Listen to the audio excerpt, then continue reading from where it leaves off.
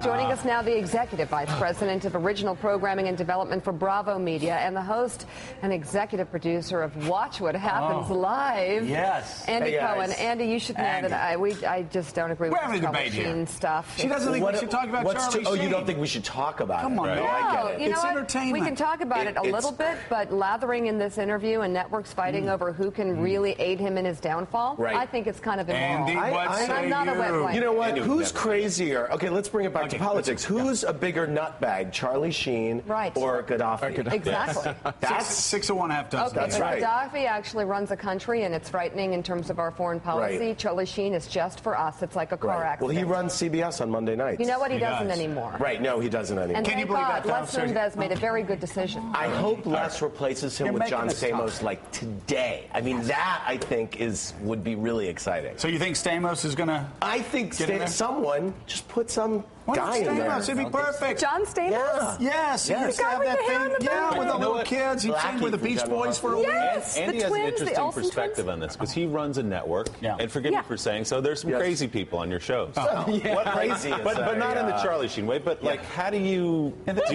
balance like, okay, this is good for business, but their personal lives? Well, no. I mean, look, I think this is a situation that I've never come anywhere near. Right. But the guy is snorting everything around and has a house full of whores. And I think if you're on CBS, judge not that ye be not judged. So I think it's hard to then say, okay, well, this guy is going to represent our network and be on our #1 show. But it's been fine for 9 years. He's been. It has been. So I guess now they finally.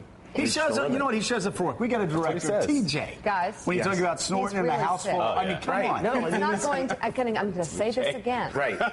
So you all. I mean, seriously, before you laugh. Right. Okay. He's let's not going to end well. You're making me tired. I'm sorry. You know Okay, what? let's go to the Oscars. James Franco, was he stoned? Go. Was James Franco stoned? Of course he was. I don't think he was stoned. No. I don't think he was stoned. No, I don't think he was stoned. Chris Lick says he has a friend who knows. Franco says he doesn't do drugs. No, he wasn't stoned. Oh, look at this picture. What does that look like to you? I'm not talking about. I don't know. That's too easy an explanation. I don't think he was stoned. Look, I think they took a chance, and I don't think the material was necessarily right for the two of them. I liked them both, and I thought she was pretty likable. I love them both. Seriously, I love them both. And he's great to look at. Yeah. I don't think he was stoned. What about Anne Hathaway? I felt really sorry for her. Even if he wasn't stoned, he was somewhere else mentally. Right. Anne Hathaway, very talented. It was just kind of ugly from the beginning. It wasn't my favorite Oscars, but she can sing. She's great. And she's very likable. And I thought that the song they gave, I thought that song was a great opportunity. She can sing. And I was like, wow, I was really blown away, but I just didn't think the song itself, which was meant to be kind of a big gag, was that funny. Terrible run. It didn't fit. It didn't fit. Jonathan Capehart? I was doing the crossword puzzle, so I have no idea what you're talking about. You were so angry that you actually... When she did the thing... You the crossword puzzle. Yeah, I just... With the dress? I can't take it. Yeah, when she did the thing with the dress, I just thought, I like seeing that dress. It's a playground. I did. I liked that. Willie, did you like that moment?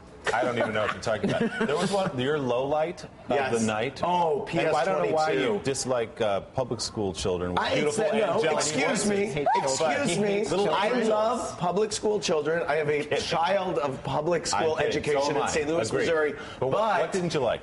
Well, you know what? There was a thing called Up With People in the 70s or 80s or something. Up With People. Here's what. Oscar night is not about Up With People. Like, I don't need to see that.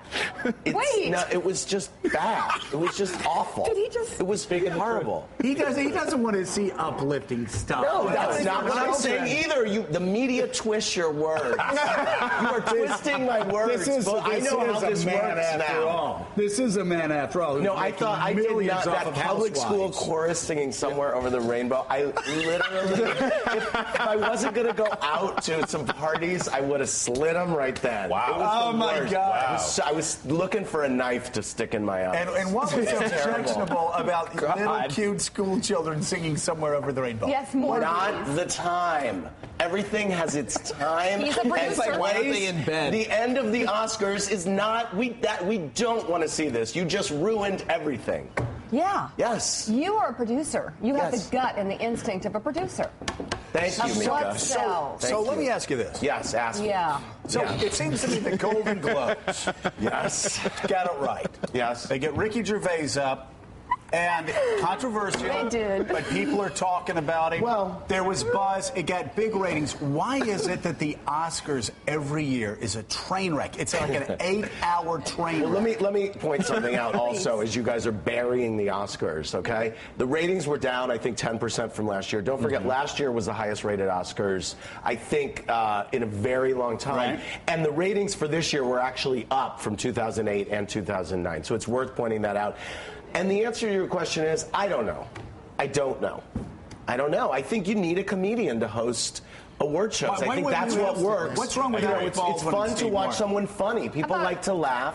And so, I thought Alec Baldwin and Steve Martin were great last year. You want someone funny. Look, when Billy Crystal came out and showed the clips of Bob Hope, it kind of highlighted the fact that there weren't comedians. No, I don't think they were too young. I just don't think they, I think they gave it a great shot, and if they were looking to get young people watching the show, I don't know if that necessarily was, all right.